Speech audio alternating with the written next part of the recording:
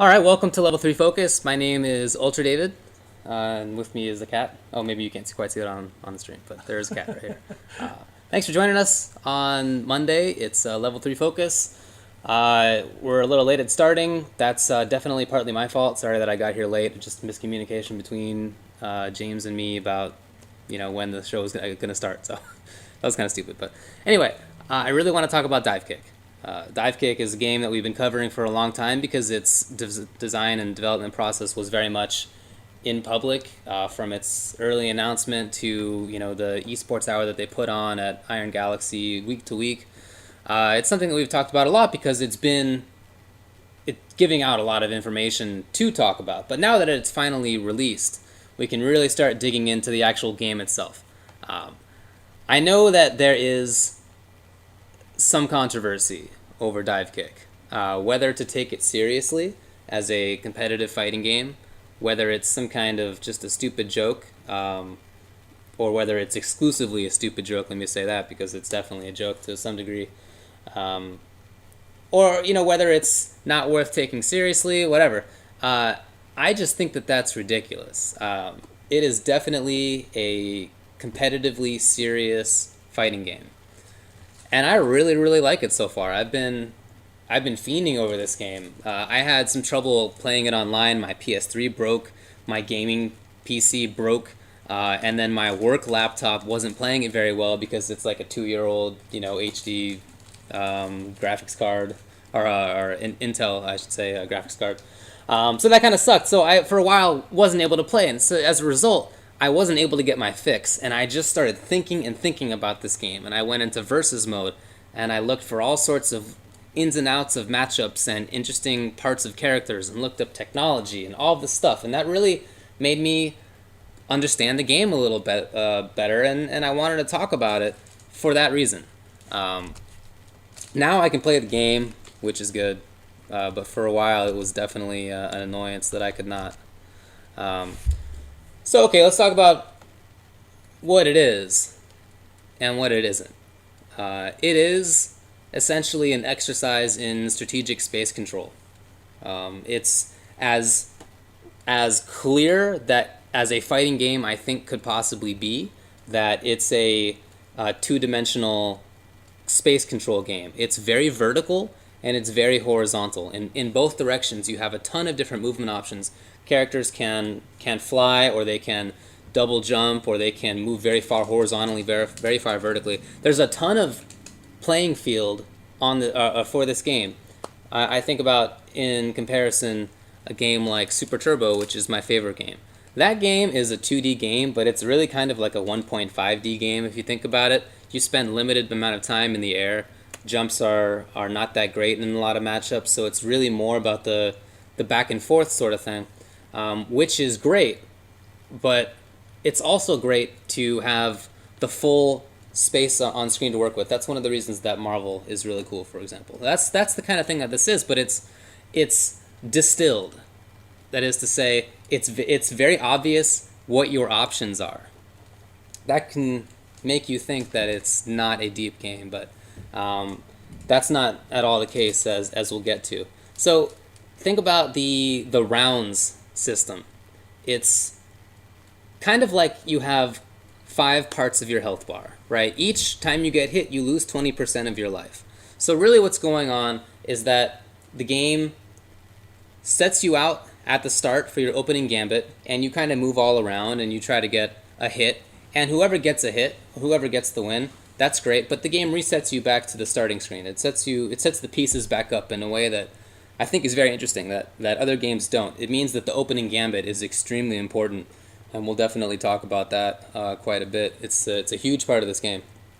Well, honestly, major reason that I like this game is that it is a strategically serious game, as I'll talk about, with minimal manual interface. That's great for me. I do not have the best hand control, and even before I had crappy hand control, I never liked things like combos. That was always a means to an end for me. It was a tax that I had to pay in order to play a fighting game, a tax in time. I had to put in time to learn combos so that I could play a strategy game. And that always kind of irked me. So it's really cool for me that I can play a game that doesn't make me pay that tax, that time tax of combos. I really enjoy that stuff. It's, let's see, what it's not. It's not a zero execution game. Okay, even though it's minimal manual interface, it still requires that your hands press buttons. But even on top of that, there are very specific timings. There's a 1 frame timing move. There are character cancels in the game that are very, very important. There definitely is a lot of execution that goes into it. Some characters you have to be constantly tapping on the buttons in very precise orders, or else you'll get blown up. It's not as simple manually as it seemed at first. That's certainly something that I have learned. Let's get over into the old game now that we have the ability to actually stream from the PS3. What's up? I'm gonna have you and the game on. Okay, that's cool. We can both be on there. There are definitely strategies in this game. There are definitely matchups in this game. There's definitely technology in this game. And we will definitely talk about all that stuff. So there's no training mode in the game, but there is the versus mode that you can effectively use as a training mode. So let's just pick... let's pick the 2 characters that you and I have been playing, I guess. Why not? So Uncle Sensei is the character that I've been messing with. You can play Dr. Scholes, I guess. That's cool. Oops, I picked the wrong character. Yeah, don't worry about it. It doesn't really matter that much. It's just for explanatory purposes. So I mentioned the opening gambit in this game. Opening gambit is part of every fighting game. At the beginning of every round in every fighting game, there is this moment where the 2 characters are either stationary, as in most games, or if you're playing a game like Marvel, they can move, where you need to make very, very fast opening round decisions. And you have to kind of go into it thinking about what you're going to do in advance. You have to think about what's safe, what is unsafe, and you have to think about the matchup. You have to think about potentially how much life, or how much meter, I guess, is involved. There are lots of different considerations that go into this. There's a pause, yeah. It's not just 2 buttons, there's a pause. This comes up very obviously in lots of games. So think about in Marvel 3, if you have Hulk Hagar at the start of a round. That's the shell that I play is Hulk and Hagar. So at the start of the round, that shell is really, really strong, right? Hulk can do standing H. It can be a grab if he's close enough. It can bust through lots of moves if he's a little bit farther away. It can be made safe on block. He has Hagar spinning behind him in case things go wrong.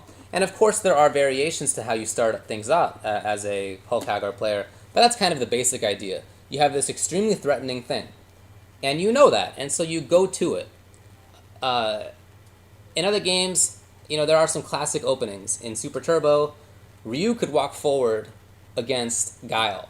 If Guile threw a Sonic Boom, Ryu could react with Hurricane, Ryu could react with a jump. He could even react with a Fireball if he was waiting for it. And so there are lots of good things that Ryu can do just by walking forward. So you have to, in any fighting game, think about what your options are at the start and go for one of the best options. Not the same thing every time, of course. It's a mix-up. This game has that, absolutely. So let's pause it. Let's see right, the big old giant foot.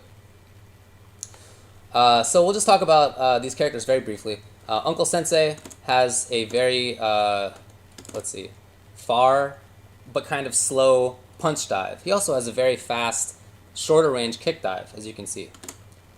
That figures in hugely to what he does at the start. And then can you just do like a jump kick so people can see what this character does? It's gigantic. She can do another kick. Yeah, exactly. Right. So think about the start of this round here. I can't just go nuts all willy-nilly. Just do a jump kick at the start. Yeah, well, a little bit lower, but in any case, she can cover a ton of really good angles. So it's dangerous for me as Sensei to hang out right at the start, right there. On the other hand, if I have a little bit of meter, I can do my super jump, and I can knock you for it. I can jump backwards. Just do it again. I can jump backwards and punish her. Right, there are all these little opening gambit things. So what I spent a lot of time doing was just going into versus mode and doing something like this. I would pick my Sensei and I'd be like, okay, let's see if I do this. If I hang out right here at the start after a little kick dive, And then I would like have Dr. Scholes do something. I would like manually pick Dr. Scholes and like do something. And I'd be like, okay, if she does this, maybe I can do this. You know, I like looked into all the little variables at the start because, like I said, that's gigantically important in this game. After every round, it resets you into the opening gambit. So understanding the spacing, understanding the mix-ups of the opening gambit is huge in this game. Something that I really, really like. Let's see. Maybe a little bit more obvious. Let's switch some characters here. Sure. Just pick whatever. Just pick kick. And then who cares? Cool. I want to talk about footsies. This game is basically footsies the game. It's hugely important. What I mean by footsies is just kind of battling for that mid-range space control. And you have to dip in, dip out, like with anything. It's something that you talked about in just the last episode with Alex Valle versus Larry. There were plenty of situations in there where there was a little back and forth. Knowing when to press the button was very important. What ranges it was safe to press a button was very important. All that kind of stuff. So that's just basically what this game is. At this range, say I'm here, I can go in, but you can punish me, right? You can just do a quick dive into kick and punish me there. But I can kick back out as well. So we have this kind. Let's just do this. Just do like a. Right. Yeah, exactly, like that kind of thing. Like I'm trying to take up this space. I'm trying to threaten this space, and you can shut it down. I can do plenty of things about that, though. I mean, right? Like I can do that kind of thing. There's lots of in and out, back and forth in this game, and it's very obviously done. It's a huge part of any fighting game. Again, it's one of my favorite parts about fighting games because it's really about who understands the spacing better. It boils it down to I can see on screen that I am at an exact spot, and I'm very confident in my spot. I know that I can threaten from certain spots. I know how to threaten. That's something that you talked about as well in just the last episode. How Alex Valle threatens people. How he is scary to deal with at all sorts of ranges when he approaches you. Very similar thing in this game. There are people who play this game very offensively, and there are people who play this game very defensively. That same kind of mindset is available to you in this game if you want. There are even up-close mix-ups. So like if we're in this kind of situation, which actually doesn't happen too uncommonly, especially with my character Sensei, I can float over somebody. Getting the little last hit is a really stressful thing sometimes, because once I'm in this spot. Oh well, I didn't mean to kill you. But in any case, once I'm in that spot, I know that it's down to the wire. And so I'm there because I want to press my advantage, but I know equally well that I can get blown up. It's kind of like if I were to have a Kami against some character like Ryu. I could get a frame trap into a ton of damage, but equally I could get dragon punched. So it's about knowing what my up-close presence is, how many options I have, and whether they're good options. Some characters have very bad options up close. If you're a Scholes, you don't want to be in that situation. But if you are a Sensei wants to be in there, a Redacted maybe wants to be in there. There are characters like that, Kick wants to be in there, who are much more about those individual up-close mix-ups, and characters who want to more attack from far away. Let's go to this. And speaking of the far-range stuff, a character who I really have enjoyed messing around with is Dr. Scholes. She has a kind of a... Go to Kung, I guess. Cool. Yeah, again, doesn't really matter, but whatever. The cool thing about Scholes is that she has this very far-ranged attack. She has great backwards movement. She has very high jump ability, and that means that she threatens from these angles that are very far away. Okay, let's just come up right close to me. I'm not gonna move. Let's see, just a little. Can you get a little closer? Yeah. Okay. So from this range, Kung Pao is a beast. At any time, you can press dive into kick, and I just can't react just to it. Yeah. I literally can't react to that fast enough. It's like 13 frames, I think. 12 frames, something very, very fast. So, as Dr. Scholes, my goal is to be away. Well, okay, not in that. Just get away. I don't want to be there. I don't want to be where you are. I want to attack with setups that are from a little bit farther like that. I want to have this horizontal space control. I want to go on top of you sometimes. The point is that whereas Kung Pao is this very up-close Offensive character, Shoals is a very keep away heavy character with more like far range attacks. Kung Pao kind of suffers with that. She can't really set up far range things except if she has, I guess, the special out, the rift out. Other than that, she's kind of boned. She wants to be in a good offensive situation for herself in many matchups. So there's definitely the offensive versus defensive kind of play styles. Let's see. Let's also talk about. I'm just gonna kill you. Let's talk about setups too. Setups is a really big concept nowadays, especially in Street Fighter 4. Nice, the headshot. This is exactly gonna play into my plans. Setups are huge because if you understand what your abilities are and exactly where you can approach and what's safe, then you know that you can get guaranteed kills in certain situations. I know Sensei has guaranteed kills. I figure probably Shoals does too, although I haven't looked into that stuff. But think about a character like Dalsum in Street Fighter 4. If he sets out an EX Yoga Flame or Yoga Fire and he has Ultra 2 ready, if the character like Zangief jumps, he is just boned. There's nothing he can do. That setup is done. Sim can do any number of things, even on top of U2. He can just do jump strong. He can do back roundhouse. He has all sorts of setups like that. That's what the character is really based around. And each time he does it, he takes off a little bit of life. Very same situation in this game. There are situations where if I get you to the corner, then you're done. You can't get out in certain matchups of situations that I've set up for you. So my goal as a character who has the kind of setup like that is to get you to positions where that matters. So Kung maybe wants to get to her unreactable range, where she can just do dive into kick and I can't do anything about it. As a sensei, maybe I want to back you up to a situation where if I do super jump into the Superman punch, you can't get out of it either. There are lots of things like that in this game that you have to understand, set up, and make really count. Can also talk about technology. I'm going to go back to Shoals. How about you pick mr.n? He definitely does have technology. Did you see that thing where you can do that little tiny hop? Yeah, man, that's what I'm going to have you do. I've never done it. I don't Oh, know. you'll get it. You're good with that stuff. The red one, I'm usually in favor of red, but in cases of pink. Oh yeah, mr.n. Mr. N has pink. Come on, yeah. Sorry, my bad. I ran into Marn using Mr. N online, and he had pink Mr. N. Of course. I thought that was pretty sick. Okay, so let's build a little bit meter. So, okay, one of the major things for Mr. N is that he has his flight. So jump way up and just do flight, right? You see how his meter drains pretty quickly. You can do it again. Yeah, right? If you hold it, it drains pretty quickly. So now what you're going to do is Kara cancel kick into dive. Just think about it's like Kara throw timing, right? And just kind of do that. You can do it over and over. Yeah.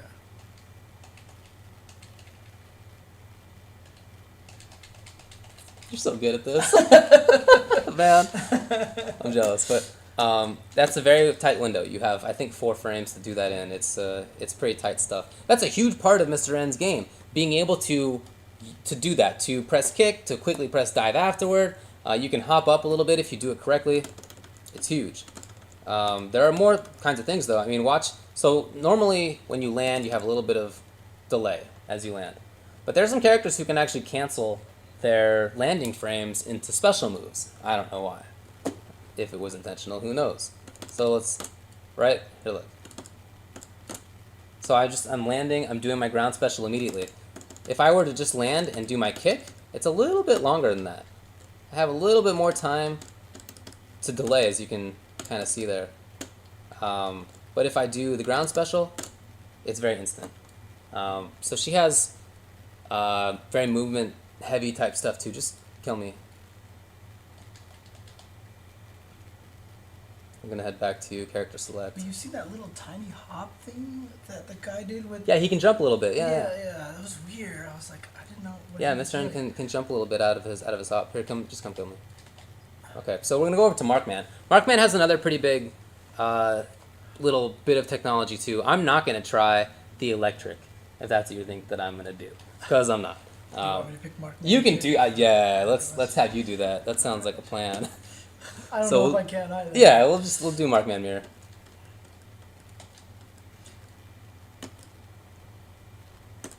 Whatever. Gotta go with Tokido shirt.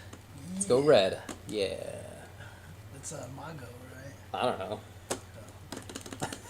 It's red. It's good enough for me. Okay, so what I'm thinking of is actually not the electric, which is where you press kick at the very apex of your jump. Oh, there it is. This is ridiculous. Oh wow. Okay, never mind. Maybe not as bad as I thought. Oh, sorry. No, whatever. But what I also want to show is that he can actually carry cancel kick back into his ground special, which is a little search for item thing, right? So let's see. Move up a little. Yeah, the little back step first. Yeah. That's actually not as useless as it seems. Markman's ground special ducks him pretty low, as you can see, and if people have this range of attack that comes across like a sensei, he can move backwards, he can duck, and he can punish. It's kind of what this is useful for. So there's a lot of little stuff like that. Sensei definitely has executional requirements. Redacted has a little thing where she can jump backwards.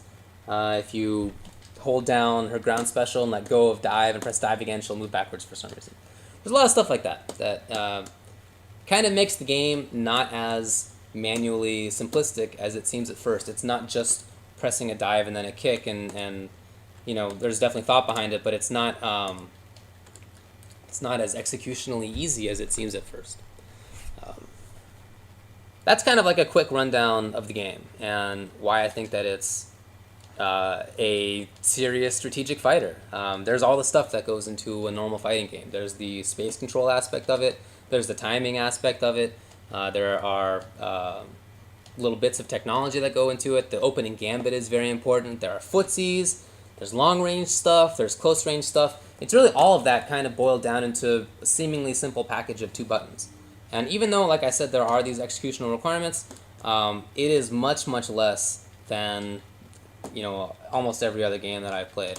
And for me, as I said at the start, without great hand control, this is awesome. It's really cool. It's not that it never comes up. It's not that I have perfect control in this game, but it's much, much better than in other games, and that definitely does a lot for me. So okay, let's take a little break. When we come back, I want to start looking into some actual match video. We're going to look at the only match videos that I could actually find of a live tournament, which were from the Runback last week. So, be back in a bit.